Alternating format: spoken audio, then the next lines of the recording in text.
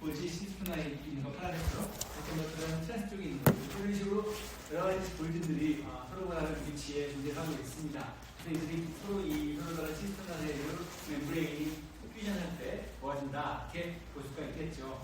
반면에 이제 어떤 브라스프라고 불리는 이런 프로틴들은 이렇게 골지와 시스템의 실제 퓨전이 일어나는 기본적으로 일어나는 서로 근접히 접근해서 딱 붙어있긴 하지만 퓨전이 일어나고 있는 상태는 아니죠. 그래서 그렇게 서로 일단 묶어주는 서로 스택을 유지시켜주는 그런 역할을 하는 것이 이제 글라스프라고 불리는 프로틴들이 있어요. 이제 작은 동그라미처럼 나타나는 것들이 있죠. 근데 이들은 기본적으로 해서 막과 막 사이에 연결시키는 기능을 키울 수가 있겠다. 이들은 이제 나중에 이미 얘기했습니다. 로리스텍이 현상이 유지되는 세포질 분열하는 동안에 또는 이제 세포 분열 그죠? 핵분열과 세포질 분열 그때 이제 극세시할 동안에 그때는 이제 스펙이 해체될 수 있다고 얘기했잖아요. 그래서 그럴 때는 이제 이 그래스프의 기능이 이제 그래스프가 그렇게 이제 인산화가 되면서 그것이 해체될 수가 있다. 이렇게 그래서 여기 그림에 나타난 것처럼 저도 그냥 얘기 안 하고 넘어갔습니다만은 이제 서로 다른 종류들의 엔자임들이 서로 시스나 골지, 텐스 같은데 또는 미디알이나 이런데 서로 다른 곳에 이제 엔티바디나 이런 어떤 스테이징을 시켰을 때 서로 다른 골지 혈류 위치에 반응하는 것을 볼 수가 있죠. 서로 다른 골지체이 합니다만은 명백히 이 모양이나 이런 것들의 이하과의 접근성 이런 것들을 볼 때 상당히 서로 다른 시스나 트랜스 골지 쪽에 각각 위치하고 있는 것을 볼 수가 있죠. 엔자임들이 서로 다른 시스나에 위치하고 있다 볼 수가 있죠. 물론 하나의 정확히 딱 하나의 시스나에 머물러 있는 것이 아니라 그 앞뒤로 한두 개 정도는 이렇게 그레디언트처럼 이렇게 인플루언스가 이렇게 보면 이제 여러 개 하나로 나타나는 부분이 있지만 이게 센스 골지처럼 센스 골지처럼 다른 경우에 두 개 이상의 인접한 모델이 나타나는 것이 있죠. 이렇게 여기서 골지체의 단백질 수송에 관련해서는 골지체가 어떻게 이제 극성을 유지하고 있느냐라는 그런 조금 다른 질문을 해결해야지 전보다 정확하게 이해할 수가 있을 것 같아요. 그래서 여러분들이 세포 생물학 시간이나 다른 시간에 아마 들어갔을 거겠지만 골지체의 그 극성을 유지할 수 있는 두 가지 극성 유지 내지 그에 관련된 수은 기작이 두 가지가 있다. 대조적인 두 가지 모델이 있다는 얘기가 아마 들었을 것 같아요. 그래서 첫 번째가 소량 수송 모델. 디스크 A에 나타나는 디스크 트랜스포트 메커니즘이라고 불리는 이런 모델이 있고 다른 모델은 시스템나 성숙 모델이라는 것이 있어요. 시스템나 머추레이션 모델 또는 메커니즘 이렇게 B에 나타나 있죠. 먼저 앞에 거를 보면은 여러분들이 이제 ER에서 볼지로 넘어올 때 컵2가 들어가고 그다음에 반대로 돌아오는 해수 경로에서 컵1이 존재했다는 얘기를 여기 이제 그림에 나타나고 있죠. 이제 빨간색이 이제 엔테브레즈 트래픽 컵2가 여기 관여하고 있고 컵1이 관여하고 있지만 골지 내부에서의 수송은 빨간색이 컵2가 아니라 실제로는 모두 다 컵1 포트가 관여하는 것처럼 보여요. 그래서 앞으로 가는 거나 뒤로 돌아오는 거나 사실 모두 이제 컵1 피지컬 같은 것들이 주로 관여하는 것처럼 보이고 있는데 여전히 방향성의 그림에 나타나는 이거는 모델일 뿐이지 사실 우리가 정지되어 있는 이렇게 골지의 정확한 피지컬과 시스템들을 정확하게 고해상도 보여주기 위해서 반드시 이제 전자현미경을 사용해서 봐야 되는 건데 전자현미경을 우리가 이렇게 실제로 무비를 그러니까 영화처럼 이렇게 찍을 수가 없잖아요, 그죠? 실시간으로 찍을 수 없기 때문에 그래서 이렇게 화살표를 넣는 실제 우리가 해석을 하는 것이다. 이렇게 갈 것이다. 그죠? 여러 가지 그 시리즈들을 보면서 서로 다른 것을 재구성하는 것에 불과해요. 그래서 어쨌든 이렇게 앞으로 가는 것들이 있고 빨간색처럼 앞으로 가는 것들, 시스의 골지로 향하는 방향으로 가는 시스에서 센스로 향하는 것들이 있다면 센스 쪽에서 그 시스 쪽으로 다시 회수 경로가 있을 수가 있겠다. 이게 두 가지 피지컬 트래피킹을 여기서 이제 가정을 하고 있습니다. 오케이. 그러니까 이제 이하가 골지에 나타난 것처럼 그죠? 피지컬들이 기본적으로 피지컬들이 이동을 하면서 여기 앞에 있는 것들이 뒤로 뒤에 있는 것들이 앞으로 또는 앞에 있는 것들이 뒤로 돌아간다 이렇게 서로 다른 종류들의 커브들이 존재를 하고 있겠죠. 그래서 이런 식으로 이제 골지 극성이 유지된다. 지금 극성이 유지되기 위해서는 제가 이 얘기를 먼저 했어야 되는데 이런 생각을 할 수가 있을 것 같아요. 기본적으로 이게 처음에 ER에서 들어가서 골지를 빠져나가는, ER로 들어가서 골지를 빠져나가는 것들은 기질들이 있어야겠죠. 그렇죠? 즉, ER에서 처음부터 들어가서 플라스마 엠브레인에서 나가는 과정이 골질이 경유하는 경우에 어떤 당질화되는 거죠. 글라이코실레이션 되는 대상이 되는 그런 기질들이 있어야 될 거예요. 그런 것들이 쭉 거쳐서 나가겠죠. 그렇죠?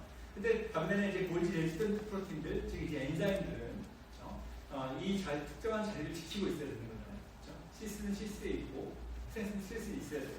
그러므로 여기 만약에 엔자임들이 이 안에 존재하고 있다면 엔자임은 가만히 있고, 그렇죠? 기질이 주로 이제 이용을 한다, 이렇게 볼 수가 있겠어요. 빨간색으로 여기 있던 기질이 첫 번째 글라이코실레이션 단계가 끝나면 넘어가서 두 번째로 넘어가서 리디아 쪽으로 가서 두 번째 글라이코실레이션 같은 거나 이런 제거가 되는 과정들이 이렇게 일어나게 될 거예요. 그래서 기본적으로 이 경우에 이제 엔자임들이 가만히 있고 이렇게 주로 기질들이 넘어갑니다. 그런데 이제 엔자임들이 막이 있다면 넘어가는 동안에 막과 함께 그냥 잘못해서 넘어갈 수 있겠죠, 그죠? 네, 그런 것 다시 돌아와야 될 거예요. 그게 기본적으로 기질이 주로 이제 이동을 하게 되는 거고, 카보로 통해서. 반면에 일부 이제 넘어가는 후소들이 다시 원래대로 돌아와야지 이제 이 극성을 유지할 수가 있게 되는 거죠.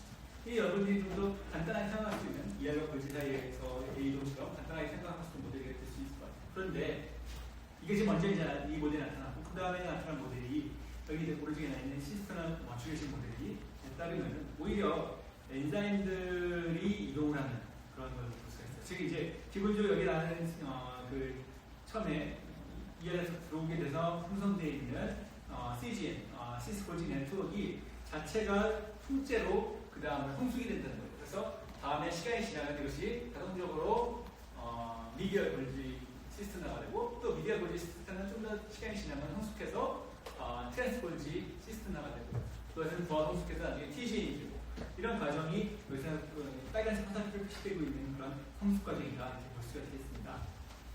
자, 그러면 이제 이 경우에는 어떻게 될까요? 엔자임들은, 그죠? 엔자임 안에 들어있는 카보 내지는 카보라고 하고 서브스트레이트는, 그죠? 당질화되는 서브스트레이트는 대부분의 어떤 것들은 막단 백질이고 어떤 것들은 이제 안에 존재하는 솔로그램 프로틴일 수 있겠죠. 이들이 대부분은 그냥 그대로 흘러가는 거예요. 물 흘러가듯이. 그러나 이 경우를 이렇게 되면 이제 결정적인 문제점이 생기죠. 즉 효소가 같이 이동을 하게 되기 때문에 성숙을 하는 거. 그러면 이제 극성이 유지될 수가 없어요. 그러므로 극성을 유지하기 위해서는 이 효소 자체가 여기 미디어로 넘어오면 다시 대부분의 효소가 다시 돌아와야 되고 앞으로. 그래서 원래대로 자리로 돌아가는 이런 것이 있어야 돼요. 마찬가지로 미디어에서 미디어에서 시스, 그 다음에 트랜스에서 미디어, 이런 식으로 앞쪽으로 다시 돌아가야 되는 셈들이 대부분에는 돌아가야 되는 거예요. 이런 경우에는 대부분의 여기 그 골지 아페라투스 주변에 존재하는 많은 디스크들 대부분 아마 이제 회수경로 디스크일 것이다라고 생각할 수가 있고, 대부분 파란색 디스크 있죠. 그리고 이들에 들어있는 이것도 대부분 효소보다 들어갈 것이다. 일부 기질이 섞여서 들어갈 수도 있겠습니다만, 대부분은 이제 막단 백질로 효소들을 데리고 앞쪽으로 들어갈 것이다 라고 예측할 수가 있겠죠. 자, 그럼 이 두 가지 모델 중에서 어떤 게 맞느냐, 결론이 맞느냐? 많은 사람들은 이 머추레이션 모델이 낙인하는 이 모델이 더 많은 것을 설명한다고 생각을 하고 있어요. 그러나 여전히 실제 여러 가지 증거를 통해서 이렇게 앞쪽으로 가는 엔테리어 그레이드 트래피킹도 존재를 하고 있다는 것들을 알고 있고, 그렇기 때문에 완벽하게 그 머추레이션 모델로만 설명하기 힘들다. 두 가지가 어느 정도 동시에 일어날 것이다라는 생각을 하고 있어요. 오케이. 그 머추레이션 모델의 또 어려운 단점은 뭐냐면, 여기 아까 말한 것처럼 이렇게 주변에 코어가 있어가지고 이 코어 주변에 회색으로 표시되는 것들이 간단하게 서로 움직여지고 있다.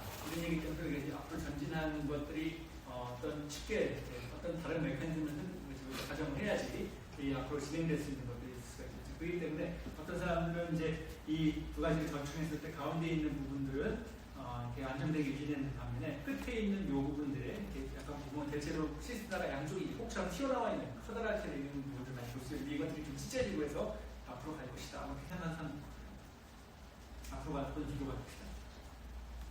심지어 어떤 경우는 이 사이사이 채널들이 있어가지고 그 채널 통해서 이동한다고 보는 경우도 있고, 여러 가지 버전들이 있을 수가, 관련된 버전들이 있을 수 있습니다.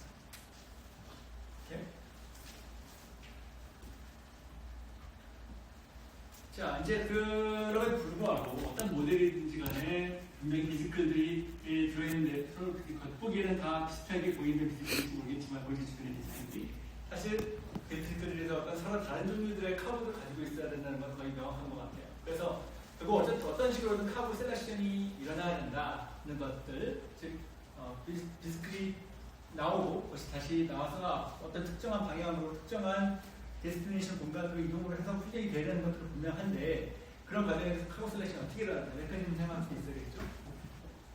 여기는 그 이제 하나의 가정, 하나의 이제 역시 모델이에요. 어떻게 이제 셀렉션이 되는가 카고가. 그래서 이것은 주로 이제 이것도 이제 교과서에 있는 그림이 아니라 이제 리뷰에 있는 그림이라서 이것의 모델은 주로 머추레이션 모델에 입각해서 이제 설명하고 있습니다. 그래서 어느 한 모델에 좀 약간 이걸 좀 가정을 해야지 개인적으로 쉽게 설명이 되기 때문에 머추레이션 모델을 주로 가정을 하고 있어요. 그래서 기본적으로 시스템 머추레이션, 즉 시스볼지에서 미디얼, 트랜스, TGN으로 이렇게 성숙해가는 과정들을 가정을 하고 있습니다. 여기서 이제 ER이 있고 ER에서 factor를 통해서 간다. 돌아오는 것들은 카본이다. 그리고 대부분 이렇게 머추레이션 모델이기 때문에 대부분 이제 폐수경로의 모델만, 폐수경로의 디스플들만 보여주고 있죠. 이렇게 돌아온 디스플들 이제 주로 캅1 디스플들이 이렇게 보여주고 있고요. 이거 이제 ER, CS에서 보여주고, CS에서 ER로 들어가서 캅2는 그래서 지난 시간에 얘기했던 것처럼 뭐 이런 과정들을 이렇게 돌아가는 것들은 K-대 시퀀스 2에 KKXX 뭐 이런 것들이 있어가지고 이런 것들은 주로 이제 멤브레인 여기 후사표가 나타내는 것들은 뭐 식으로 생각할 수 있겠지만 프로틴들이라고 생각하시면 되겠어요. 트랜스 멤브레인 카보들이나 그리고 여기 나오는 것처럼 주황색이나 녹색이나 파란색 그다음에 보라색들은 골지 레지던트 엔자임들이죠. 그래서 엔자임으로서 이제 심베패스 멤브레인 프로틴이라고 생각하시면 되겠어요. 그렇죠? 반면에 이제 카보 중에서 이제 실제로 어떤 기질들, 이들이 이제 반응을 해서 뭐 변형시키는 그런 대상들은 여기 이제 나타나지 않아요. 그냥 그걸 참고를 하세요. 그래서 이제 주황색은 시스 골지의 레지던트들일 것이고, 녹색은 미디얼, 섞이긴 하지만 당연히, 그다음에 파란색, 찬스, 그다음에 보라색 같은 것들은 분비되거나 아니면 TGN에 존재하고 있는 그런 애들이라고 볼 수가 있겠어요. 이렇게. 이 중에 파란색도 일부는 뭐 나가긴 하네요. 그래서 이렇게 현소라들은 멤브레인 카보들이 있다. 그렇죠? 이것들이 이런 식으로 극성을 유지하고 있다. 그레이디언트 형태로 극성 유지하고 있다. 잘 보여주고 있죠. 반면에 진한 이제 주황색 같은 것들이 ER 레지던트 같이 돌아가는 그렇죠? 그렇기 때문에 이제 거기서 나오는 디스크들이 이런 식으로 서로 다른 종류들의 카보를 가지고 있을 수가 없다. 여러분 이제 쉽게 생각할 수 있겠죠. 그러면 이렇게 여기서 나온 것들이 뭐 방향성, 즉 미디어로 갈지, 뭐 시스로 갈지, 아니면 아예 ER로 갈지, 뭐 이런 것들이 이 안에 들어있는 카보에 따라서 다르게 셀렉션이 되겠죠. 그리고 이런 비스들이 다 서로 조금씩 다른 어댑터 같은 것들 똑같이 캅1 포트를 바깥으로 가지고 있긴 하나, 그러나 뭔가 다른 성분이 좀 더 달라야겠죠. 그런데 어댑터 같이 뭔가 조금씩 다른 성분들이 이 포트 안에 내부에 존재를 하게 있을 거예요. 뭐 그림이 그려져 있지 않지만 그렇기 때문에 서로 다른 카보들을 운반할 수가 있게 되는 것이죠. 오케이, 그럼 이제 원리는 진짜 뭐냐? 그죠? 그런 생각할 수 있죠. 두 가지가 다 존재한다고 생각하세요. 첫 번째는 여러분들이 흔히 생각할 수 있는 이미 이제 여기 본 것처럼 KKXX 같은 것처럼 이렇게 요 끝에 사이트 솔 끝 부분에 사이트 솔 사이드의 끝 부분에 달려 있는 약간의 아미노산 특정 아미노산 서열들이 있을 수 있겠죠. KKX 뭐 라이신 그다음에 이미의 아미노산 두 개처럼. 이런 식으로 뭔가 이렇게 끝부분 인식할 수 있는, 마켓표들을 인식할 수 있는 뭔가가 있을 것이다. 그렇죠? 시그널 타겟팅 시그널이니까 그 ER에서 골지로 가는 건데, 골지에서 ER로 들어오는 것처럼 이 사이에도 마찬가지로 다른 종류들의 이제 이런 끝부분, 주황색의 끝부분, 녹색의 끝부분들이 있을 수가 있을 거예요. 그렇죠? 그런 시퀀스들이 여기 나타나는 거예요. 반면에 이런 것들은 일반적인 우리가 다른 곳에서 흔히 볼 수 있는 시퀀스 스티스틱한 아미노산 서열의 의존하는 그런 수정 방법이 되겠어요. 반면에 다른 경우는 좀 특이한데, 두 번째 경우는 멤브레인, 트랜스멤브레인 도메인의 크기에 따라서 이것이 선택되는 경우가 있어요. 무슨 얘기냐? 그림에서 그려지는 것이 여기 보면 회색이 이제 멤브레인, 그죠? 골지 시스템의 멤브레인을 보여주고 있는데, 가만 보면 이것이 회색이 점점 두꺼워지는 것을 보여요. 앞에 시스 쪽보다 좀 과장되게 그려지긴 한데, 잘 보이고. 하라고. TGN 쪽으로 갔을 때 더 두꺼워져요. 지금 우리가 이제 뭐 4에서 나온다는 그 정도의 보통 리피드 바이어 두께를 가지고 있다고 구체화를 했습니다는 이게 가면서 4에서 5 쪽으로 질질이 이제 두꺼워진다는 거죠. 안 나와있지만 플라스마 멤브레인도 마찬가지로 트랜스포진 네트워크처럼 두꺼워요. 좀 평균적으로 볼 때. 그리고 하나의 실제로 균이라는 단순히 실제로 하나의 시스템 안에서도 어떤 부분이 얇고 어떤 부분이 두껍게 되어 있어요. 플라스마 멤브레인도 그렇죠. 어떤 부분은 두껍고 어떤 부분이 얇아서 우리가 그런 것들을 리피드 도메인, 리피드 나노 도메인 내지는 이제 리피드 레프트 이런 얘기 많이 썼잖아요. 그렇죠? 그걸 상기하시면 돼요. 마찬가지로 여기서 점점 평균적으로 두꺼워지긴 하는데 이것도 이제 균일하지 않다. 그래서 어떤 부분 두꺼운 부분이 얇다. 근데 보면 얇은 부분들이 한쪽으로 모여서 비스클들을 형성할 수가 있어요.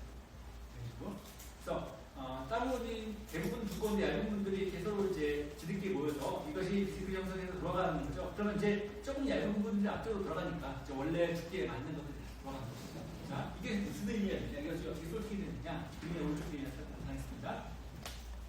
여기는 이제 가상에 의해서 요 이제 카사트에 해당되는 요 엔자임들이 있잖아요. 그렇죠? 골지에 리드스 엔자임들이 있고 그것들이 어떤 것들은 이렇게 길이가 이제 둘다 똑같네요. 똑같은 프로틴이 있어요. 그래서 둘 다 똑같은 프로틴인데 이 경우에는 멤브레인이 두꺼운, 멤브레인 얇은 리피드, 즉 이런 쪽의 리피드과 멤브레인 두꺼운 리피드, 즉 이런 쪽의 트랜스 쪽의 리피드하고 두 개 났을 때 어떤 현상이 발생하는가를 보여주고 있어요. 그래서 이렇게 얇은 그런 것, 상대적으로 트랜스 멤브레인이 이 파란색 프로틴 같은 경우 트랜스 멤브레인이 요 얇은 상대적으로 얇은 시스 쪽의 멤브레인의 두께하고 대략적으로 비슷해요.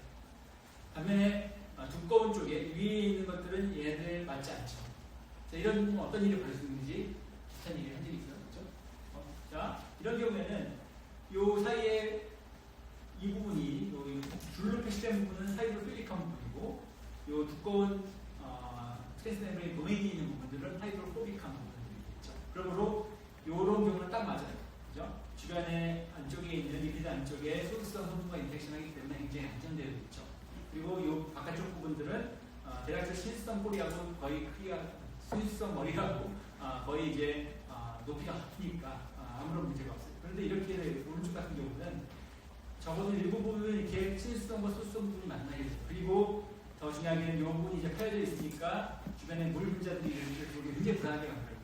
이런 상태가 안정적이지 않다는 것이죠. 그럼 어떻게 된다고? 지난번에 얘기하는 리피드 레프트를 얘기했던 것처럼 지들끼리 모여요. 두꺼운 트랜스 멤브레인 도메인을 가진 자들은 두꺼운 리피드 쪽에 가게 되고 얇은 트랜스 멤브레인 도메인을 가진 프로틴들은 얇은 리피드 쪽에 모이게 되는 것이죠. 지들끼리 모이게 되는 거예요. 이런 경우는 잘 발생하지 않는다. 불안정하다. 왼쪽이 이제 문제적인 경우겠다. 그러면 어떻게 되냐면 이제 만약에 여기서 쬐끄만 얇은 리피드들이 모여지는 부분이 되면 얇은 앞에 있었던 요 녹색 같은 것들은 이쪽으로 이제 흘러가게 되는 것이죠. 이렇게 맞춰가지고 그래서 걔네들이 떨어져가지고 계속 와요. 이러한 방식의 카본 셀렉션 방식으로 이제 트랜스 멤브레인 도메인 디펜던트한 펩틴이다, 셀렉션이다, 고 셀렉션이다 이렇게 볼 수가 있는 것이죠. 이런 시퀀스나 트랜스 멤브레인 도메인의 크기에 따른 두 가지 방식으로 골지에서의 멤브레인 그 카고 셀렉션이 이루어진다고 지금 생각을 하고 있습니다. 네.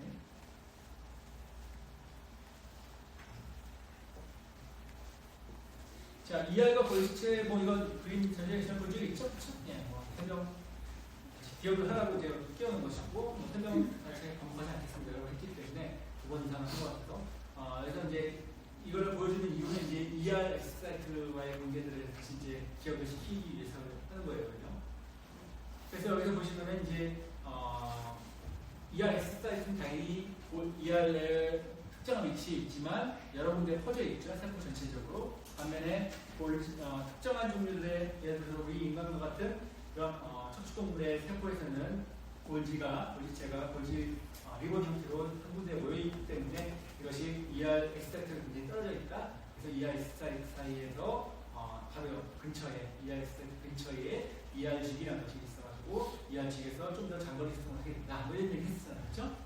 그렇기 때문에 이 그림에서 보면은 이제 ER직이나 이런 것들이 반드시 이런 골지체 자체가 흔히하게 잘 이동하는 그런 트랜스셀이라든지 식물세포라든지 있는 다른 혐오 같은 경우는 이게 어떻게 보면 굳이 필요가 있을까라는 걸 하게 되죠.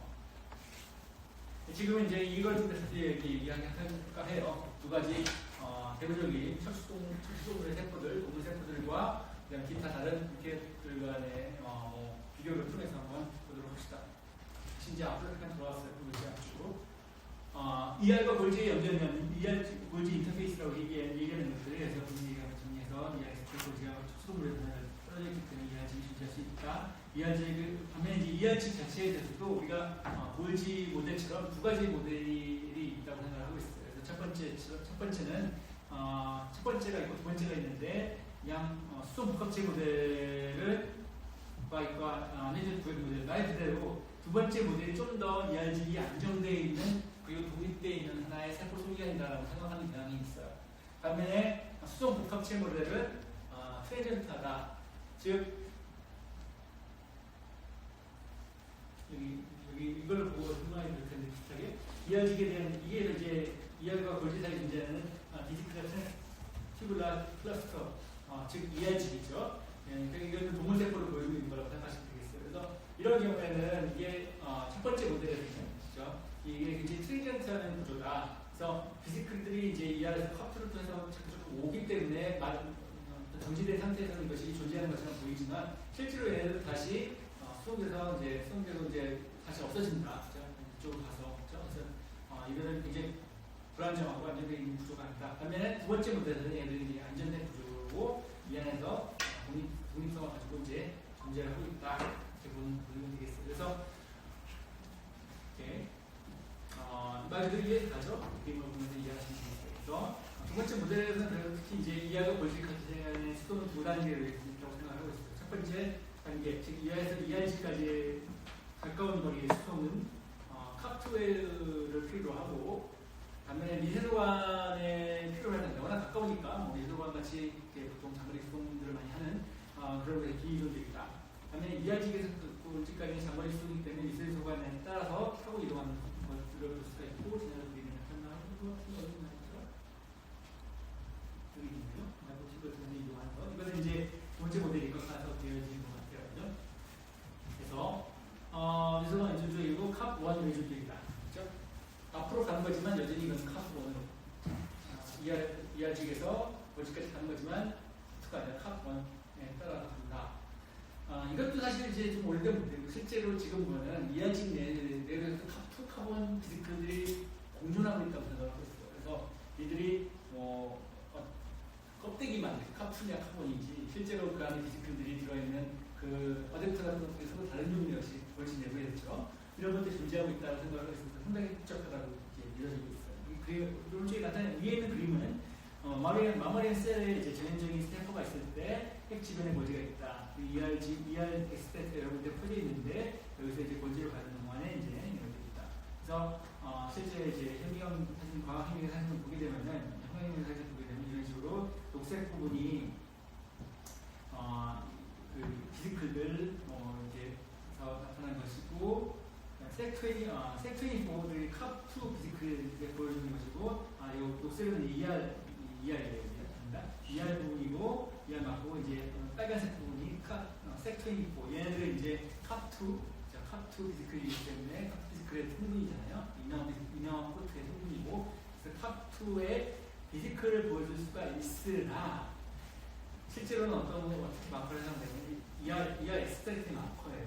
여러분들 기억나는지 모르겠지만 비스클 캅2 비스클이 작아요.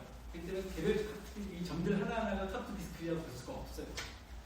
개별 하나하나 캅2 비스클 너무 작아서 그냥 얘들은 그냥 퍼져 있는 것처럼 보일 수가 있고 보다 얘들이 점으로 보이려면은 캅2 비스클이 아주 미세하게 서로 붙어가지고 떨어지지 이렇게 광학 현미경으로는 분해능이 작기 때문이죠. 200나노미터 정도 이하로는 구별할 수 없기 때문에 서로 캅2 비스클들이 모여 있으면 조밀하게 모여 있으면 그 하나의 점처럼 보이는 거죠. 그래서 이제 이렇게 실제로 컴퓨터한테 이제 점처럼 빨간색 점처럼 존재하는 것들은 개별 캅2의 비스클들이 아닌 보통 ER 사이트다 이렇게 얘기하고 있습니다. 오케이. 반면에 이제 곰팡이 종류, 효모 같은 균류하고 식물 세포에서의 ER 물질 사이에 입단되어 있으면 보통 이제 ERG이 관찰되지 않는다고 생각하고 있어요. 물론 ERG과 비슷한 것들이 존재하고 있다고 믿는 사람들도 있습니다만은 부분은 그렇지 않고 또 심지어 카프 비스도 잘 관찰이 안 돼요. 워낙 일시적인 구조. 즉 이제 전에도 말했지만 이렇게 볼지가 이동을 하면서 그죠? ERS사에 가서 카프 비스를 모셔오는 개념이에요. 그렇기 때문에 요 ERS 사이트하고 요 볼지 그다음 요 ERS 사이트 쪽에 있는 이 근접하는 히스 볼지겠죠. 그렇기 때문에 굉장히 그 볼지가 이동을 해서 ERS까지 가서 거기서 바로 짧은 거리에서 카프가 나오자마자 바로 이제 볼지로 들어가기 때문에 아주 좁은 틈이고 그리고 그 카프도 아주 잘 일시적으로만 존재할 거라고 생각할 수 있기 때문에 관찰이 굉장히 힘들어요. 이런 식으로 볼지가 이동하는 이런 형태의 그 진핵세포에서는 카프 비스크 관찰이 굉장히 어렵다.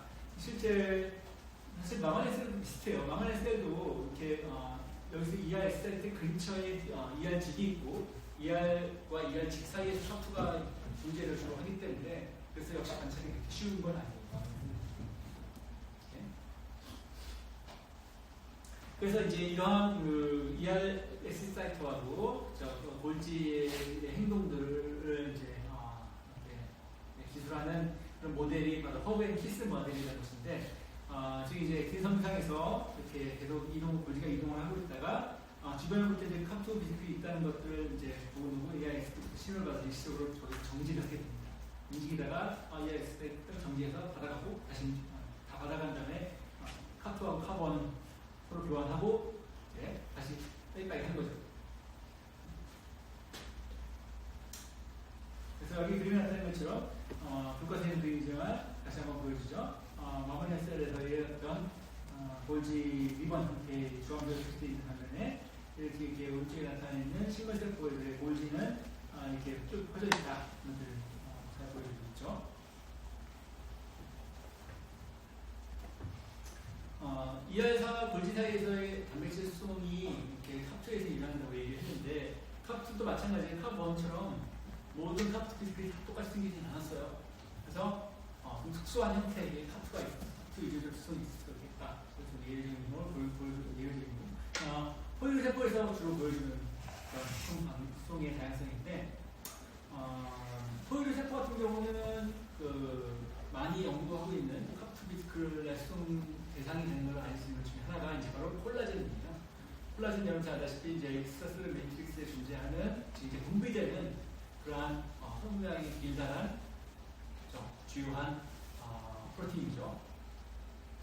그래서 얘네들은 사이즈 자체가 굉장히 커요. 길쭉한 데다 사이즈가 커가지고 한 300나노미터 이상의 사이즈를 얼마든지 조절할 수가 있어요.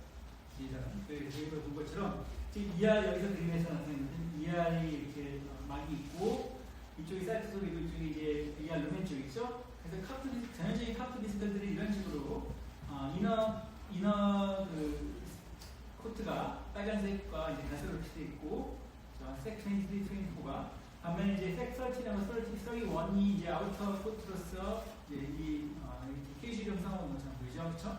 이런 식으로 이제 버딩이 되고 있는 상태예요, 그렇죠? 이건 이제 표면의 모양을 나타내고 있는 거 안쪽 뚫고 들어가는 게 아니에요. 끝까지 않아요. 표면을 보여주고 있는 것이고, 그러면 이제 이 안에 뭔가 안쪽에 안 보이는 부분에 이제 카보들이 들어있겠죠. 슬래시 돼가지고 일반적인 카보예요. 카보들이 들어있을 거예요. 근데 특수한 형태의 좀 길쭉하고 이런 이렇게 그렇지만 여전히 카프 코트로 덮여 있는 이러한 형태의 카프 튜블 같은 부분들이 있더라. 그렇죠? 그 안에 이제 안쪽에 뭐가 존재하는 부분에 대해서 콜라겐 프리커서들이 존재하는 걸 볼 수가 있어요. 프로콜라겐이죠. 이 프로콜라겐의 그 컴플렉스들이 존재를 하게 되고 이런 거에서는 약간 일반적인 카프 버드에서 볼 수 없는 좀 더 다른 종류들의 추가적인 패키징 프로틴들이 있을 수가 있어요. 파란색이나 녹색을 표시하고 있는 이런 프로틴들이 존재를 해서 좀 다른 종류들의 카프 버드를 만들 수가 있다. 튜브를 만들 수가 있다. 그래서 그런 것들이 이렇게면은 그렇게 해서 만들어질 수 있는 것들이 여기 3번에 해당되는 350나노미터 정도의 커다란 튜브 같은 또는 비디클 같은 커다란 비디클이라면 튜브 같은 부분들이 나타날 수가 있다.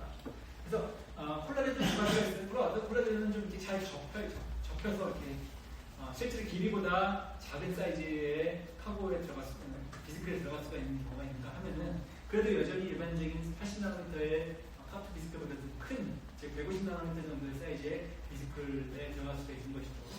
반면에 이제 좀 뻣뻣한, 그죠? 그러한 프로플라젠도 있어요. 그런 것들은 사실 결국 이제 튜블이나 비스클 캐리어들이 더 커야겠죠. 350나노미터 정도 이상이 되는 그런 커다란 특수한 형태의 카프 피지컬 또는 캐리어들이 있을 수가 있더라. 심지어 포획에서 어떤 경우에는 ER과 ER직 사이에서 어떤 채널처럼 존재하는 경우가 있을 수가 있어요. 이게 ER이 이렇게 있다, 볼지가 있고 시스나 있으면 이 사이에 다리가 있는 거예요. 그래서 일종의 채널이 해서 이렇게 되면 이 사이로 뭔가가 콜라겐 같은 것도 이동할 수도 있겠죠. 이런 부분들은 좀덜 분명히 되어 있지만 이게 시간이 알려진 거지만 이 채널 존재하고 있는 것 같아요. 그래서 아까도 말씀드린 사실 골지에서도 이런 채널이 존재할 수가 있다는 것이 좀 관심이에요. 그렇죠? 그것이 뭐 영구적으로 존재하는 것인지 아니면 이렇게 길게 튀어나온 튜블이 일시적으로 연결됐다가 다시 이제 끊기는 이런 식으로 되는 건지 뭐 이것들은 정확히 이제 좀 다를 수가 조금씩 이것도 가능한 시나리오긴 하죠. 오케이. 그래서 저거는 일시적으로 채널들이 이제 나타나는 것을 볼 수가 있는 거예요. 프로콜라젠들이 수송되는 어떤 식으로 수송이 돼야 될 텐데 이런 것들에 대한 설명할 수 있는 메커니즘으로 우리가 이제 제시가 되고 있습니다. 그러면 이제 이런 것들이 포유류 세포에서만 나타나느냐? 콜라겐은 사실 이제 뭐 동물들에서 일부 동물에서 나타나는 거기 때문에 식물 같은 식물에서 콜라겐 같이 길다란 좀 특수한 형태의 카프 수성을 필요로 하는 것은 이제 알려져 있지는 않아요. 이스트 마찬가지고. 그래서 뭐 이것이 아주 모든 일반적으로 나타나는 상은 아니지만 그럼에도 불구하고 적어도 포유류나 이런 몇 가지 동물세포에서 볼 수 있는 그런 현상이다. 네? 자 이제 골지를 떠나서 다음에 트랜스골지 네트워크까지 간 이런 다양한 카보들이 어떻게 세포 표면으로 분비되는가, 어떤 것들은 막단백질, 어떤 것들은 이제 플로바 프로틴들은 제가 오늘 분비가 될 텐데 이런 것들 어떤 경우로 다른가 봅시다. 그래서 우리가 생각한 것처럼 골지에서 이제 셀 표면까지 가능한 것들을 볼 수가 있어요. 그래서 여기 그림상에서는 이제 컬러로 나타내는 것이 빨간색이 있고 돌아가는 현식에는 파란색이 있습니다. 빨간색으로 표면을 나가는 경우가 두 가지가 나란히 그려져 있죠. 하나는 시크릿리 비스크릿을 경유한 거거든요. 여기는 비스크릿 다시 돌아오는 회수경로로 있는 것처럼 보이죠, 그렇죠? 반면에 이제 얘들에 대한 회수경로는 이쪽에 눈쪽이고, 즉 하이라이트되어 있지 않고, 그다음에 두 가지 나란히 옆에 있는 두 가지 하이라이트가 들어 있는데 이것들은 이제 사실 라이소돔 가는 경로들이에요. 그렇기 때문에 지금 이번 시간에 이해하지 않을 것이고 나중에 이제 이어지는 라이소돔 경로에 대한 얘기를 할 때 그때 다시 연구를 하도록 하겠습니다. 하지만 우리가 생각할 수 있는 것들, 골지에서 나가는 것들이 반드시 비스크를 통해서 나가는 것들이 다 분비된 모습은 아니다라는 것을 이 그림에서 알 수 있으면 좋겠어요. 오케이, 어쨌든 분비경로 두 가지 분비경로를 위주로 일단 봅시다. 지금 우리가 분비경로를 보고 있으니까. 먼저 첫 번째가 이제 요 길다란 하나표, 이것이 이제 컨스티튜티브 시크릿 패스웨이라고 부르는 것이고, 반면에 조절성 분비 경로들은 전형적으로 이렇게 시크릿 비스크릿이라는 것들을 통해서 이제 정리해서 가는 경로라고 볼 수 있어요. 그래서 파란색 부분이 위에 있는 컨스티튜티브 시크릿 패스웨이고, 빨간색 카고 같은 것들은 이런 식으로 조절성 경로를 통해서 나타난다. 아마 세포 생물학 시간에 비슷한 것들을 배웠을 거라 생각하는데 필수생물학 교재에 있는 그림이라서 그래요. 그래서 이제 구성성 경로 컨스티튜티브는 말 그대로 이제 특별한 시그널 없이도 그냥 계속적으로 순간적으로 이렇게 분비되는 것이에요. 그렇죠? 우리가 플라스 멤브레인에 있는 프로틴들, 일반적인 프로틴들 또는 밖으로 항상적으로 뭔가 분비하는 그런 것들이 있다면은 그런 것들을 이렇게 이런 경로를 통해서 가는 것이죠. 특별한 속도의 변화 없이 일반적으로 볼 때 이렇게 분비가 계속되는 것들, 세포의 효능성을 유지하기 위해서 하는 것이겠죠. 이렇게 모든 세포에 이런 것들이 기본적으로 존재할 수 있습니다. 반면에 이제 주도성 경로는 특정한 자극에 의해서 예를 들어서 이 분비가 조절되는 경우에 이제 흥이 볼 수가 있습니다. 그러니까 예를 들어 뭐 호르몬이라든지 아니면 뭐 어떤 뭐 칼슘이라든지 뭐 어떤 외부 자극의 어떤 상에서 이렇게 이런 것들이 분비가 조절될 수가 있는 것이죠.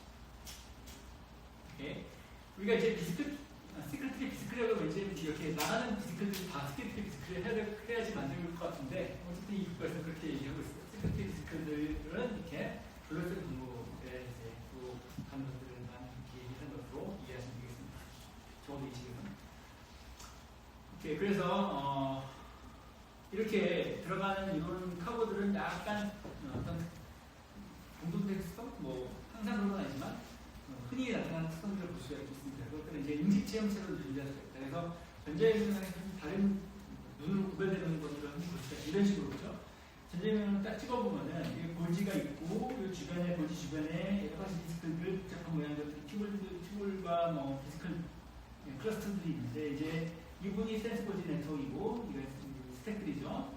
스택이죠. 주변에 이제 분비되는 순환들이 있는데 좀 커다란 순환들이 있는데 그 중에 보면 가운데 이렇게 뭔가 진한 색으로 이제 쉽게 이렇게 구별되는 특징, 우리 학기제 이런 것들, 그렇죠? 이런 디스크들을 볼 수가 있어요. 막을 볼 수가 있는. 이것이 이제 시크릿의 디스크들인데, 그렇죠?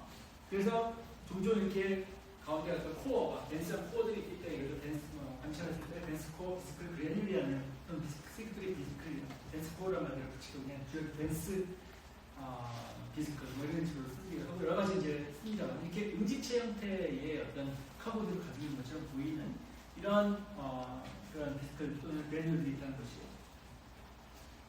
이런 그것들은 모든 세포에서 다 시작할 수 있는 건 아니라 일반적으로 이제 분비에 특화되어 있는 분비에 전문화되어 있는 세포들, 샘 세포들, 내분비, 외분비 세포들 이런 것들을 볼 수가 있고 또 뉴런에서도 이제 볼 수가 있는 것들입니다. 좀 더 일반적인 얘기를 해볼까요? 그래서 뭐 비슷한 그림인데 이것이 이제 현재 있는 그림인데 앞에 있는 책, 이거는 이제 옛날 책에 있는 그림이에요. 지금 책에 있는 그림인데 비슷한 그림이 있죠. 지금 바뀐 건데 좀 더 이제 그 일반적인 드레스코지에서 어떤 일이 일어나는 걸 보여주기 위해서 이 그림을 사용할 수가 있는데 아까 얘기한 좀 더 같은 그림에서 이제 여러 가지 컨스티튜티브한 시크레션이 있고 레귤레이티브 시퀀스, 레귤레이티브 피지컬 시크릿 패스가 있죠, 그죠? 그래서 2번과 3번을 쓸 수도 있는데 아까 처음에 말한 그것처럼 이쪽, 그죠? 이렇게 골지에서 얼리드로 거쳐서 라이스까지 가는가 아니면 레이텐트 거쳐서 라이스까지 가는 이런 경우도 있어요. 그래서 그 경우가 1번이에요. 이런 것들은 역시 이제 라이스 쪽으로 가는 거예요. 엔드존 거쳐서 노란색 경우로 보여주고 있어요. 그래서 TS콜지고 네트워크에서 TGN에서 갈 수 있는 것이 세 가지 경우가 있고 그림에서만 하나가 더 있어요. 그림에 표시지 않지만 보겠어요. 컵1 같이 이렇게 횟수경우가 있어요. 그래서 이거 앞쪽으로 센스, 미디얼, 뭐 시스, 뭐 심지어 이하 쪽으로 갈 수 있는 이런 경우들도 또 있을 수가 있어요. 지금들이. 그래서 크게 이제 내가 최소 4가지 경우를 준비하는 것이죠.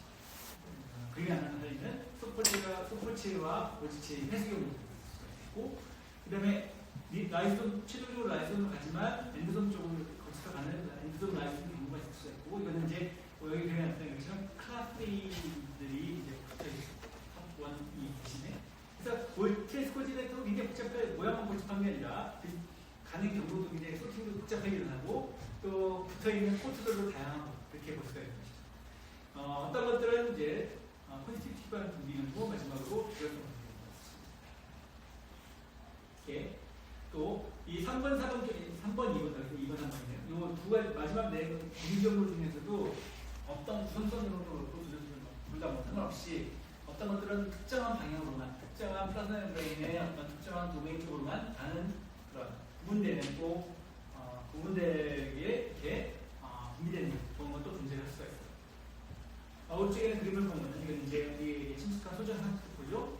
그리고 친숙한 뉴런이 이렇게 여기 보면 이제 이 세포의 경우가 다 플라즈마 멤브레인인데 소전 상태에서는 에티컬 도메인이 있고 에티컬 플라즈마 도메인이 있고 그 다음에 이쪽에 아래쪽 오스트럭시에 있는 베이솔레터가 도메인이 있는 거 다 아시죠?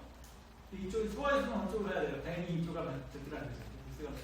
이쪽 바깥쪽으로 분리돼요. 소장, 내강 보내야 될 것 같아요. 그러니까 이제 소화 요소들은 이런 빨간색 부분에 에피컬 도메인 쪽만 분비돼야 되고 실제로 보고 그렇지만 이쪽으로도 역시 분비가 전혀 안 되는 건 아니고 기본적으로 플라스마의 항성 유지하려면 뭔가 또 이제 계속 맨날 여기서 일어날 수가 있으니까 여기서 이제 뭔가를 분비를 하겠죠. 분비하는 경우는 이제 해요. 다만 종류가 다른 거죠. 소화 요소는 반드시 에피컬 도메인 쪽으로 가야 된다. 그렇죠? 이제 생활을 해서 있겠죠. 마찬가지로 뉴런도 어떤 특정 서로 다른 플라스마 멤브레인 구역 중에서도 이렇게 엑선 부분에 터미널 쪽에 존재하는 것들이 이제 많은 분비가 일어날 수 있겠죠. 이런 쪽에 서로 다른 구역으로 설정되어 있고 그러면 이제 극성화까지 생각하시는 내용으로 반드시 특정한 카보세어신이 이제 트랜스포즈에서 일어난다, 트랜스포즈 네트워크에서 일어난다면 그것이 반드시 어떤 카보니아에 따라서 다양성을 플라스마 멤브레인의 특정한 구역으로 이동시켜야 된다는 다양성이 존재할 수가 있겠죠. 실제 그거고 일반적인 이제 부비 부분에 대한 일반적인 얘기를 했어요. 좀 구체적으로 봅시다. 먼저 이제 레귤레이티드 패스웨이에서 분비소포, 시크릿 디스크릿이 어떻게 만들어지고 어떤 것들이 들어가고 어떻게 만들어지고 어떻게 분비되는가 보도록 봅시다. 아까 말한 것처럼 댄스 코드를 가지고 있는 이런 것들, 특히 이제 이런 것들은 전형적으로 이렇게 프로스틴들이 에그리게이트 형성을 해서 음식체를 형성해가지고 이제 분비가 될 수가 있어요. 그래서 오른쪽에 있는 그림을 보면 이건 이제 인슐린이에요. 그래서 인슐린의 덩어리들이 작은 이제 펜타이들이지만 얘들이 이제 인슐린들의 덩어리들이 이런 식으로 이렇게 음식체를 형성해서 여기 전자임에 들어가서 이제 보면 나가는 것처럼 보이죠. 여러분들 이거 나가는 것처럼 보여요? 들어오는 것처럼 보여요? 이렇게 만약에 시간 순서가 이렇게 왼쪽에서 오른쪽으로 흘러가는 거라고 나가는 거예요. 근데 사실 들어올 수도 있잖아요. 클라스링 코팅이 그죠? 네, 클라스링 코팅은 안 보이지만, 그러니까 뭐 나가는 것처럼 볼 수가 있겠지만, 하여튼 하지만 들어오는 거 엔도사이토시스도 무조건 다 뒤에서 될 거예요. 클라스링이 반드시 있어야 되는 건 아니에요. 그렇기 때문에 사실 이것만 봐가지고 확신해서 우리가 이제 여기서 이 사건은 이제 그 췌장 세포고 하기 때문에 인슐린들의 정체를 여기서 이제 붙여보면 제가 기반이 될 것이고 기본적으로 이제 우리가 알아볼 수가 있는 것이죠.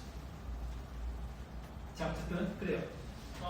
여기서 그림처럼 많은 그런 것들이 이제 어떤 펩타이드나 이런 것들이 이제 에그리게이트 형성에서 갈 수가 있다. 그래서 이런 에그리게이트 형성 자체가 하나의 그 소팅 기작이기도 해요. 즉 처음에 이제 이런 개별 펩타이드들이 이렇게 있다가 이들이 이제 에그리게이트 형성에서 이 트랜스포즈 네트워크 안에서 에그리게이트 형성하게 되면 이들 에그리게이트 형성 있는 것들을 인식을 하는 어떤 리셉터들이 있어서 그 주변에 이제 클라스들이 있고 그래서 이런 식으로 얘네들이 떨어져 나가면은 미성숙한 시크릿 디스크릿이 되는 것이에요. 그래서 이 안쪽에 많은 인식들이 있죠. 근데 이 시간이 더 지나면 얘네들이 더 촘촘해지고 간단해지고 그래서 최종적으로 있는 성숙한 mature 시크릿 디스크릿이 되는 것이죠. 그럼 이제 얘들은 이제 여기 이제 스테어까지 바꾸고 그러면 나중에 융합도 할 수 있게 되는 것이죠. 자, 이런 과정에서 중간에 이 성숙 과정에서 이런 성숙 과정에서 뭔가가 하나 일어나요. 그것이 바로 뭐냐면은 이 녹색의 이제 녹색의 어떤 멤브레인에 인식할 수 있는 이런 부위가 이렇게 떨어져 나가는 것이죠. 그래서 이것이 이제 다시 돌아오게 돼요. 이쪽으로. 그렇죠? 다시 돌아오는 것들이 이제 클라스링 같은 것들에 의해서 돌아올 수 있게 되고 그래서 클라스링 같은 것들이 미식한 것들은 이게 여분의 이제 멤브레인들 그래서 보통 이렇게 다시 돌아오는 회시경으로 들어가는 것들이 이런 음치들이 들어있지 않고 그래서 이런 현상들이 벌어질 수 있죠. 네, 이런 과정에서 카보가 컨센트레이션 단계에서 하나가 더 일어나는데 pH가 감소하게 돼요. 그래서 여기 있는 단백질들이 어떤 단백질들은 절단이 되고 pH의 의존적으로 pH가 떨어지면서 활성화 가지는 그렇죠? 에시드 파이브라리즈에 의해서 분해돼서 절단이 됩니다. 그래서 전형적으로 이렇게 분비세포 형성 과정에서는 두 가지 방법. 즉 이제 이렇게 녹색을 표시되는 클라스링 코트가 되면서 회수되기도 하고 내관의 pH 감소해서 분비한 단백질 절단이 가능하다. 이런 단백질 절단 같은 것들은 실제로 어떤 호르몬의 전구체들이 이렇게 굉장히 길다란 이렇게 시그널 패턴을 가지고 있고 원래 이제 유전자에서 번역이 돼서 이제 mRNA 번역이 돼서 나왔을 때 시그널 패턴도 가지고 있을 것이고 굉장히 긴 전구체 형태로 이제 합성이 됩니다. 그래서 나중에 이제 골지와 최종적으로 이렇게 시크릿 디스크들이 통해서 분비되는 동안에 이런 식으로 잘릴 수 있다는 것이죠. 여기서 아까 예를 들면 여기가 프로호르몬으로서 프로오피오 멜라노 콜틴이라고 불리는 DNA를 가진 전구체가 존재하게 되는데 이들은 이제 이 이름 자체는 낯설죠. 하지만 이로부터 프로세싱돼서 나오는 그런 ACTH라든지 콜티코트로핀, 그다음에 라이코트로핀, 그리고 최종적으로 나오는 이제 멜라닌 이제 자극 호르몬, 그다음에 라이코트로핀, MSH, 알파, 베타, 그리고 엔도르핀 이런 것들이 여러분들이 친숙한 이름이죠. 이런 것들이 이제 실험적으로 이제 되게 이제 분해가 될 수가 이제 결단이 돼가지고 성숙하고 그러는 것이죠. 어떤 세포는 여기까지 첫 번째 절단만 일어나고 다른 세포에서는 두 번째 절단이 다 일어남으로써 또 다른 종류들의 호르몬들이 이렇게 분비되기 전에 성숙하는 것을 칠 수가 있다. 최종적으로 이제 이렇게 나오고 여기 지금 이런 식으로 융합돼서 들어갈 수 있고 이럴 때 융합이 되기 전에 어떻게 이것도 조절될 수도 있죠. 어떤 경우는 이제 칼슘 치고가 돼서 융합되기도 하고 다른 경우에 다른 부분들이 시그널을 해서 여러분 예를 들어서 우리 흔히 보는 것이 호르몬들의 이제 조절, 호르몬 간의 조절을 보면 이제 트로픽 호르몬이라고 해서 어떤 다른 호르몬들의 분비를 자극하는 그런 호르몬들이 있잖아요. 그런 것들은 그 호르몬 자체가 두 번째 호르몬에 대한 신호가 되는 것이죠. 그래서 융합이 될 수 있게끔 가지고 있다가 융합 단계에서 딱 신호가 되면서 딱 바로 분비돼 빠르게 분비되는 이런 경우가 있어요. 하나의 이제 특수한 예로서 이렇게 분비되는 것으로 시냅틱 디스크들이 있죠. 시냅틱 디스크들이 뉴런의 엑손 말단 부분에 시냅스 말단에 이제 존재를 해서 이런 식으로 시냅스 말단 부분이 커다란 이제 튀어나온 이제 이런 부분에 주머니처럼 되어 있는데 이 안에 수많은 시냅틱 디스크들이 들어있죠. 이들이 이제 뒤에서 했던 것처럼 바로 여기 플라스마에 있는 근접해서 막 언제든지 융합될 수 있다고 딱 준비하고 있는 그런 것들도 많고 아니면 그런 과정에 있는 플라스마 멤브레인에 도달되는 과정에 있는 수많은 디스크들이 있을 수가 있어요. 개별 디스크들을 보면, 스냅틱 디스크들을 보면 이 안에 뭐가 들어있겠어? 당연히 이제 뉴로트랜스미터가 들어있겠죠, 정의상. 이 뉴로트랜스미터는 작은 펩타이드도 있겠지만 아밀리아에 많은 그런 저분자 물질도 있을 수가 있죠. 그렇죠? 크기가 작은 그런 것들이 이 안에 들어있어요. 그렇죠? 그래서 여기 나타나는 것들을 보시면 굉장히 여러 가지 단백질들이 어떤 단백질이 있기도 하고 어떤 것들은 스네어들, 브이스네어가 있기도 하고 어떤 것들은 이제 여러분들 여기 많이 봤던 V타입 ATPase 즉 ATP를 소모해서 프로톤을 소낭 안쪽으로 트랜스포트 시켜줌으로써 안쪽의 pH를 떨어뜨리는 일반적인 사이토졸에 비해서 낮은 pH를 가지고 있는 것들 특색을 가지고 있습니다. 그래서 이렇게 여러 가지 것들을 가지고 있을 수밖에 없고 왜냐하면 이제 이 소양 자체가 이제 만들어지고 다시 융합되는 과정에서 여러 가지 일들이 벌어지기 때문에 아주 할 일이 많은 그런 애들이기 때문에 이 안에 많은 막단백질이 역시 존재할 수 있는 것이죠. 그래서 융합하기 위한 단백질 또는 이 막 자체의 pH를 유지하기 위한 것들 또는 이제 다른 디스크와의 상호작용 같은 것들 또는 뉴로트랜스미터를 엔타이컨트 시키기 위해서 사용하는 것들 이런 여러 가지 것들이 들어있기 때문에 실제 여기 그림으로 더 많은 프로틴이 존재하고 있다고 이루어지고 있어요. 이렇게. 자, 그러면 이렇게 시냅틱 디스크들이 어떻게 만들어지고 어떻게 사라지고 다시 재생이 될까? 그런 과정들이 이제 다이어그램에 설명되어 있습니다. 이제 뉴런이 있고 셀 바디 부분이 여기 있을 것이고 여기서 이제 당연히 핵 주변에 거대한 그 골지 리본이 있겠죠. 그래서 여기서 이제 트랜스포트 네트워크에서 비스크릿 가려면 아주 먼 거리 이동해야 되잖아요. 그죠? 그렇죠. 이렇게 먼 거리 이동하게 되는데 이 말단 부분에 이제 모여 있어요. 준비되어 있어요. 이제 나가기 위해서. 그런데 처음에 이제 골지에서 직접 합성해서 가는 것들을 이런 식으로 비교할 것이라는 것들은 뭐 제가 사실이죠. 빨간색 화살표를 때 1번 정도예요. 그런데 이것만으로는 부족해요. 많이 부족해요. 왜냐하면 실제 여기에서 존재하려면 대부분 것들은 1번 경로로 나온 것이 아니라 대부분은 사실 재생이 되는 거예요. 지금 그래서처럼 3번 경로를 이렇게 3번이나 2번이나 3번을 통해서 엔도사이토시스 된 것들이 다시 얼리엔드를 거쳐서 3번, 4번 편에서 오든가 아니면은 얼리엔드 거치지 않고 바로 이렇게 안쪽으로 들어와서 다음 뉴로트랜스미터를 받아서 다시 사용할 준비를 하는 것이죠. 당연히 분비된 다음에 분비되는 경우에는 이렇게 분비되고 난 다음에 엔도사이클 시스템에서 들어오는 것들 뉴로트랜스미터를 가지고 있지 않겠죠. 주변에 별로 없으니까. 결국 나온 뉴로트랜스미터는 바로바로 보통 분해가 되잖아요. 기혈사가 되기 때문에 들어보도 뉴로트랜스미터가 없어요. 처음에 비어있는 소낭이에요. 그렇죠? 근데 여기에다가 이제 뉴로트랜스미터를 집어넣어야겠죠. 이 주변에서 집어넣는 그런 활동들이 나게 돼요. 어떻게 되겠어요? 저분자량의 이런 것들은 우리가 얘기한 것처럼 이렇게 어떤 트랜스포터를 이용해서 넣을 수가 있겠죠. 선택적으로.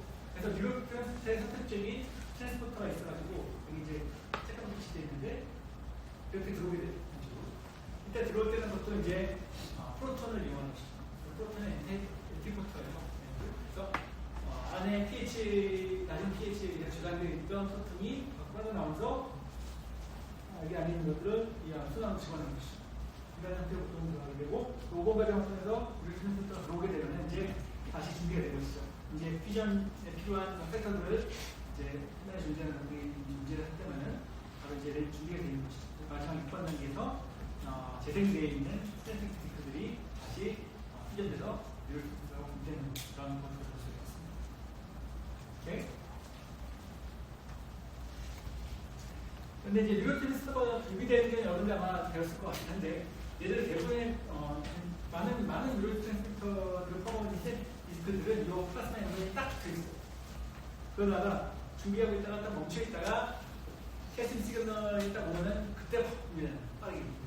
그래서 이런 과정도 거치기 때문에 1초에 1000번 정도 이상의 디스크들이 뉴로트랜스미터를 분비할 수가 있다.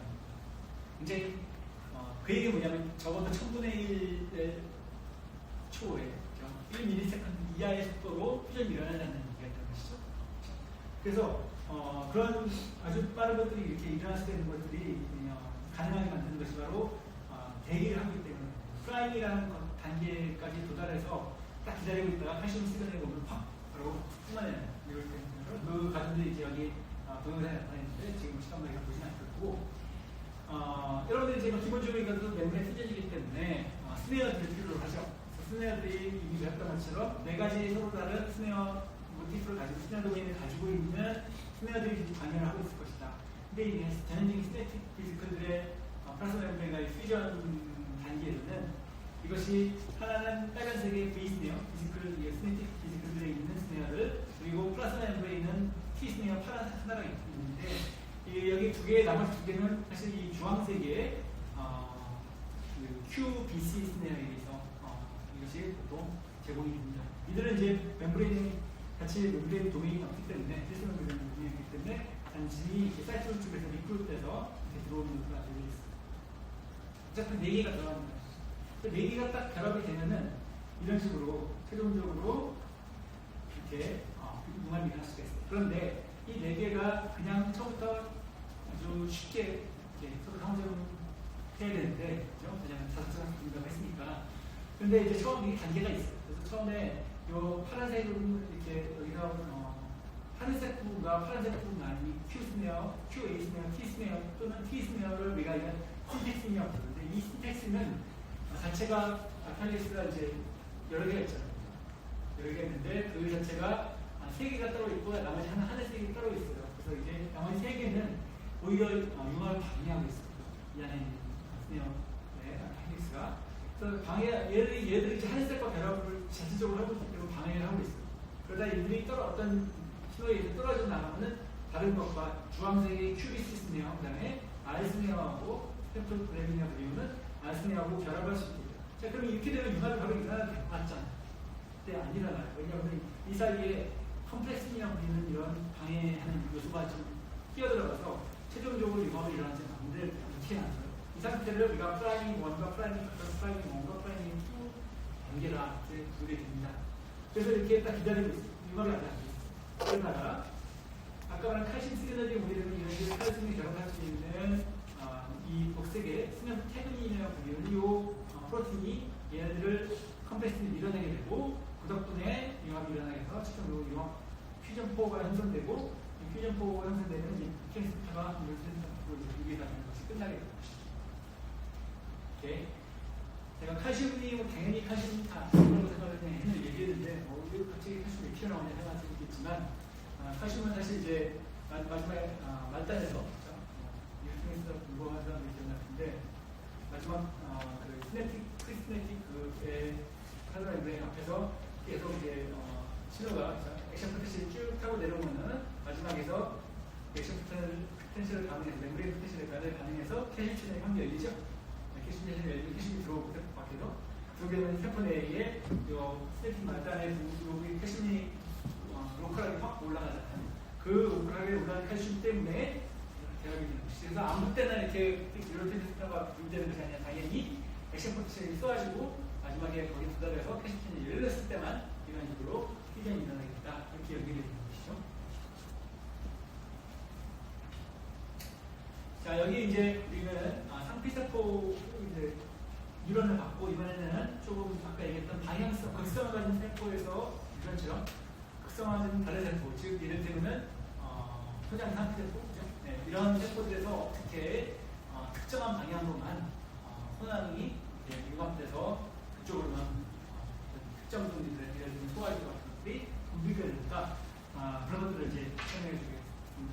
마찬가지 이것도 이제 극성 유지 기장이 될 수도 있어요. 이 설명이. 왜냐하면 이제 한쪽으로 우리가 극성이라는 것은 이쪽에 수장 상피세포 같은 경우에는 이쪽에는 이제 특정한 종류의 프로틴들이 들어갈 수 있고 반면에 베소레트럴 도메인은 다른 종류의 프로틴들이 있고 이 사이들이 서로 이제 디퓨전되지 않게끔 레트럴 디퓨전되지 않게끔 위쪽으로 이렇게 막 이렇게 촘촘하게 막고 있는 타이트 정신 같은 레이어들이 있는 것이죠. 그래서 이제 빨간색과 녹색이 경계의 형상에서 따로 이제 섞이지 않게끔 막아주는 것. 이미 다 배웠잖아요. 이제 문제는 이런 것들이 계속 항상적으로 머물러 있는 것이 아니라, 그렇죠? 계속 엔도사이토시스가 일어나고 또 엑소사이토시스가 계속 일어나기 때문에 만약에 난잡하게 아무 프로틴이나 랜덤하게 이제 분비가 된다면 극성이 다 깨지는 것이죠. 그렇기 때문에 빨간색 프로틴은 항상 이쪽으로만 분비가 되고 녹색 프로틴 이쪽으로 분비되는 그런 방향성 내지는 극성 유지 기적이 있어야 된다는 거죠. 그러면 이제 결국 이런 두 가지 프로틴은 모두 녹색이나 빨간색 모두 결국 TGN에서 분비되기 때문에 TGN에서 이미 종착역이 정해져 있어야 되는 거죠. 그래서 TGN에서의 이 소팅이 중요하겠다. 어떤 부분에서는 이쪽 베이솔레트라 쪽으로 가는 것, 어떤 것들은 에피칼 도메인 쪽으로 가는 것 따로따로 만들어져 있어요. TGN에서 그런 기작을 생각할 수 있겠죠. 이게 이가진 기작이 없을 수 있어요. 소화간에 소장 상피세포에서의 소화에서도 이런 식으로 에피칼 도메인만 있게 됩니다. 이것들은 기작을 생각하는 안티자들가 그렇죠. 우리가 알고 있는 건 사실은 이 에피컬 도메인에 있는 플라스마 멤브레인이 훨씬 더 두꺼워요. 레이저를 들어오는 겁니다. 그리고 역시 리피드를 흔히 볼 수가 있습니다. 즉 이제 GPA 엔터드 프로틴이라든지 아니면 콜레스테롤이라든지 스핑고리핀이라든지 스핑고마이엘린 같은 스핑고리핀이라든지 이런 것들이 여기서도 풀구하고 더 두꺼워. 그리고 그런 비스클 자체도 여기서 나온 비스클 여기에 이미 두꺼운 부분들이 두들겨 모여서 비스클로 나가는 거예요. 반면에 얇은 애들은 이쪽으로. 즉 이제 GPA 엔거드 프로틴 같은 걸 예를 들어서 흔히 이쪽에서 완성이 되는데 그런 거로 만약에 GPA 엔거드 프로틴인지 아닌데 즉 이 베소레트로는 GPA 프로틴이 아닌 애들에다가 GPA를 억지로 붙여주면은 얘네들을 붙여서 같이 올라가요. 즉 미스캐리팅이 된다는 얘기죠. 그런 뜻을 알려져 있어요. 이런 기작, 왼쪽에 나타나는 기작은 디렉트 프로틴이라고 해요. 이게 TGN에서 처음부터 달려져 나가는 것이죠. 음량을 바꿔서 음량을 대비해서 반면에 간접적 분리기작도 있어요. 얘네들은 기본적으로 처음에 시크리션 될 때는 별 없이 나가야 된다. 그런데 만약에 여기서 빨간색 프로틴이 랜덤하게 그냥 베소레트라 쪽으로 갔다. 그죠? 그러면은 들어올 때 다시 들어올 때가 있죠. 나가면 다시 들어와야 되고. 그죠? 엔도사이토시스 항상적으로 일어나니까 엔도사이토시스에서 들어오게 되면은 빨간색 프로틴이 들어오게 되면 이때는 올라서 세팅이 여기서 언젠도전에 대해서 돼가지고 그리고 돌아갈 때는 일로 돌아가지 않고 에피컬 도메인으로 될 수가 있어요. 이 두 가지 상당히 대표적이죠. 즉 이제 시크리션 처음에 하던 시크리션 될 때 처음부터 걸리느냐 아니면은 일단 같이 나갔다가 항상적으로 일어나는 리사이클링 될 때 다시 소팅이 되느냐, 즉 원리대로 되느냐, 그렇죠? 이런 것들이 두 가지가 다른 점이 있어요. 그래서 예를 들어서 간세포의 당관 쪽에 적혀 있는 것은 답집을 불필 수가 아니겠죠? 그런 경우에 이제 불이라는 경우에서는 이렇게 간접적 기장이 주로 사용된다고 볼 수 있습니다. 그런데 대부분의 경우 사실 두 가지를 동시에 가지고 있는 부분이 있고 그렇기 때문에 두 가지가 완전히 서로 상호 배제되어 있는 그런 시작입니다. 이렇게 있습니다. 네? 작사의 내용은 지금 시간이 아마 이제 흐르고 있어요. 마지막 슬라이드. 세포에서 주도성 분비가 어떤 기능을 하는가 보도록 합시다. 그래서 대부분의 경우는 원심막의 표면적인 부피 넓이의 증가가 필요한 경우에 그죠? 예. 그래서 여기 이제 대표적인 경우가 세포 분해가 되겠죠. 그렇죠? 세포가 딸 세포가 처음 엄마 세포보다 그게 딸 세포를 합친 것이 엄마 세포보다 많겠죠. 하지만 뭐 처음에 딸 세포인지 좀 엄마 세포보다 작잖아요, 그죠? 그냥 비열 자매 세포보다는 작지만 여전히 두 개를 합치면 더 이제 부피가 늘어날 수밖에 없어요. 그러므로 우리가 세포 플라스마 멤브레인의 표면적은 두 가지 중요한 팩터가 있죠. 나가는 것, 들어오는 것, 그죠? 엔도사이클리시스와 엑소사이클리시스의 밸런스에 결정이 되는데 아무래도 이렇게 표면적인 익숙해 증가하려면 엔도사이클리시스보다는 엑소사이클리시스의 또는 시크리션의 속도가 더 빨라야 되겠죠. 그렇죠? 그래서 이런 식으로 세포를 분해를 할 때도 전체적으로 다 이렇게 증가하는 것이 아니라 이렇게 안쪽으로 이렇게 클리니지가 생기는 그런 부분들, 클리니지 서로 쪽으로 이제 멤브레인 디스크들이 주로 시크리션들이 많이 되기 때문에 이쪽에서 많이 부피가 증가가 요구되기 때문에 일부러 좀 로컬하게 분비되는 경향이 수가 있어요. 친구세포도 비슷합니다. 친구세포도 결국 이 안에 새로운 플라스마 멤브레인과 세포들이 생겨야 되잖아요. 그러므로 많은 디스크들이 이쪽으로 이제 가운데 부분으로 분해면들이 이동을 해야 돼요. 그게 서로 융합돼서 안쪽에 바깥쪽으로 이렇게 결국 세포의 경계면이 만들어지는 것을 볼 수가 있죠. 그래서 역시 마찬가지 이 경우 친구세포나 병세포나 모두 세포들이 분해될 때는 조절성 분비가 아주 특정한 방향으로 일어나는 것을 볼 수가 있어요. 두 번째 경우에 또 표면 표면이 이렇게 증대되는 경우는 히스테프 작용을 볼 수 있겠죠. 이 경우는 이제 이렇게 만약에 히스테프 작용 때 많은 아주 커다란 양의 그 멤브레인이 결국 엔도사이토시스에 잃어버리기 때문에 세포 표면의 부피가 크게 줄어든 걸 인상될 수 있겠지만 실제 그렇지 않고 파고사이토시스 때는 그 안에 주변으로 베스컬이 많이 이제 분비가 되게 됩니다. 그럼 이제 그만큼 대부분의 멤브레인이 이동이 되면서 쉽게 전체적인 부피가 크게 바뀌지 않고 파고사이토시스를 끝낼 수가 있는 것이죠. 다른 경우는 셀룰라이제이션. 이거는 이제 뭐냐면 특수한 경우인데 세포가 신시시험이라고 해서 이제 커다란 세포가 코이너사이트 같은 것들은 이제 세포가 분열을 하지 않고 세포질 분열이 안 하고 핵분열만 계속 일어나는 경우가 있어요. 핵분열이 계속 일어나서 이렇게 여러 개의 혈을 가진 다양성 세포를 구성할 수 있겠죠. 근데 어느 순간에 갑자기 한꺼번에 확 이렇게 세포질 분열과 동시에 일어나서 이렇게 정상적인 세포로 이제 돌아오는 과정이 있을 수가 있는데 이런 것을 우리가 셀룰라이제이션이라고 하죠. 이 셀룰라이제이션이라고 하는 과정에서 당연히 세포막이 엄청나게 많이 필요하다 보니까 디스크들이 요 핵 주변으로 일정한 간격을 두고 디스크들이 융합해서 또 많이 생길 수가 있겠죠. 그런 관점 셀룰라이제이션 역시 아주 수성 분비가 많이 필요한 겁니다. 마지막으로 플라스마 멤브레인 리페어라는 과정. 원심막이 불행하게 이렇게 터졌을 때, 쉽게 나갔을 때 어떤 기혈 자극이나 여러 가지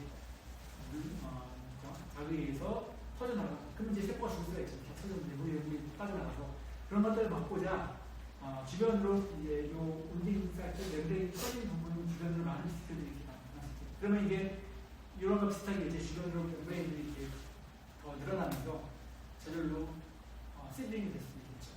그보다 더 중요한 사실은 어떻게 보면은 이게 마치 풍선이 이게 빵빵한 풍선이 터지면은 그 안에 물풍선이 들어오면 물이 다 튀어나갈 거 아니에요. 근데 만약에 물가 주변에 안으로 물 바깥으로 들이니까 이것도 충분히 늦추기 위해서는 이렇게 풍선의 부피가 늘어나는 거죠. 그래서 장력이 멤브레인에 미치는 그 힘이 약화되면서 조금이라도 그 귀중한 내용물들을 잃어버린 속도를 늦추기 수가 있는 것이죠. 오케이, 그럼 여기까지 하겠습니다. 오늘 다음에 유리한 수업이나 나이 수업이